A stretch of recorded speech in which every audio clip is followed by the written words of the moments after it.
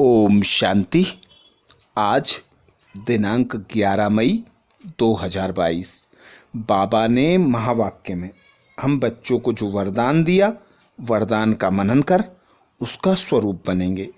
बाबा वरदान में बोले, निश्चिंत स्थिति द्वारा यथार्थ जजमेंट देने वाले, निश्चय बुद्धि विजयी रत्न भव।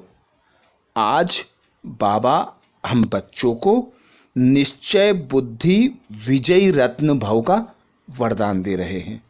वरदान में बाबा कह रहे हैं, निश्चिंत स्थिति द्वारा यथार्थ जजमेंट देने वाले, निश्चय बुद्धि विजयी रत्न भव। डिटेल में बाबा बोले, सदा विजयी बनने का सहज साधन है एक बल एक भरोसा। एक में भरोसा है तो बल मिलता है। निश्चय सदा निश्चिंत बनाता है और जिसकी स्थिति निश्चिंत है वह हर कार्य में सफल होता है, क्योंकि निश्चिंत रहने से बुद्धि जजमेंट यथार्थ करती है। अर्थात बाबा आज हम बच्चों को एक बल एक भरोसे पर आधारित होने की श्रीमत दे रहे हैं कि सदा एक बल एक भरोसे के आधार पर रहो तो तुम्हें बल मिलेगा, और बल मिलेगा तो उससे तुम निश्चिंत रहोगे, और निश्चिंत जब रहोगे तो तुम्हारी जो बुद्धि है वह निश्चय बुद्धि होगी, और उसमें जो भी डिसीजन होगा वह यथार्थ और सही होगा, क्योंकि विजयी रत्न बनने का सहज साधन है। बाबा कहते, एक बल एक भरोसा। जिस प्रकार हम देखते हैं अंगद को, अंगद ने रावण की सभा में सभी को ललकार दिया एक बल एक भरोसे के आधार पर कि किसी में दम है तो मेरा पैर हिलाकर दिखाए। तो उसी एक बल एक भरोसे के आधार पर बाबा कहते, तुम बच्चे निश्चित बन जाओ। निश्चिंत जब तुम बनोगे तो निश्चय बुद्धि स्वतः और सहज हो जाएगी, और जब निश्चय बुद्धि होगे तो तुम्हारी बुद्धि यथार्थ और सही निर्णय कर सकेगी, जिसके कारण कोई भी कर्म करते हो तो हर कर्म में सफलता स्वतः और सहज मिलती है। आगे बाबा बोले, तो यथार्थ निर्णय का आधार है निश्चय बुद्धि निश्चित। सोचने की भी आवश्यकता नहीं, क्योंकि फॉलो फादर करना है, कदम पर कदम रखना है, जो श्रीमत मिलती है उसी प्रमाण चलना है। सिर्फ श्रीमत में कदम पर कदम रखते चलो, विजयी रत्न बन जाएंगे।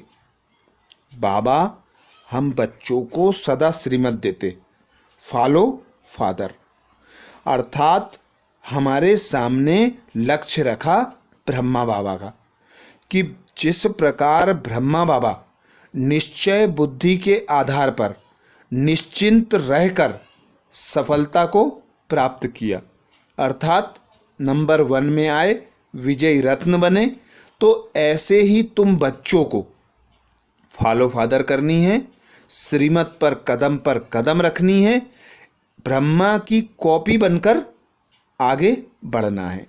अर्थात लक्ष्य मिला ब्रह्मा ने जिस प्रकार कर्म किए, जिस प्रकार हम बच्चों को लक्ष्य दिया फॉलो फादर, तो ब्रह्मा के समान हम बच्चों को बनना है और विजयी रत्न का अधिकारी बन जाना है, जिसका आधार बाबा बताते कि जिस प्रकार ब्रह्मा बाबा कभी भी कोई कार्य करते तो उस पिता की स्मृति में रहकर एक बल एक भरोसे के आधार पर करते, चाहे कितनी भी ग्लानि करने वाली आत्माएं थीं, अपकारी आत्माएं थीं, विरोधी बोल थे, पर सभी को ब्रह्मा बाबा ने रिगार्ड दिया, सभी पर उपकार किया, और एक पिता की श्रीमत के आधार पर हर कदम रखा, तो उसका रिजल्ट ब्रह्मा बाबा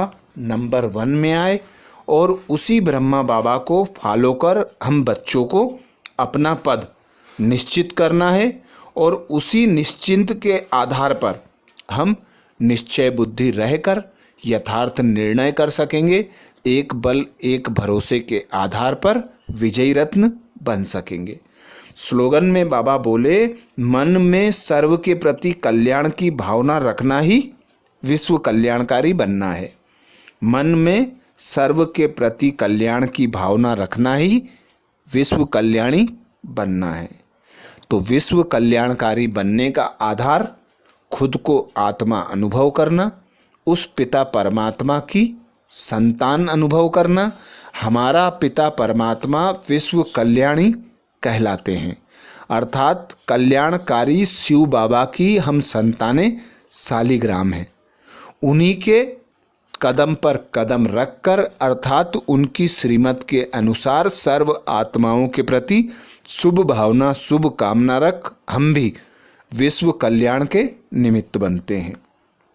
आज बाबा ने महावाक्य में हम बच्चों को जो सार सुनाया, सार का मनन करेंगे।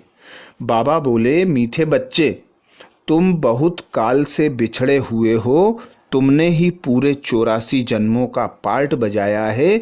अब तुम्हें दुख के बंधन से सुख के संबंध में जाना है, तो अपार खुशी में रहो। तुम बहुत काल से बिछड़े हुए बच्चे हो, तुमने ही पूरे 84 जन्म का पार्ट बजाया है।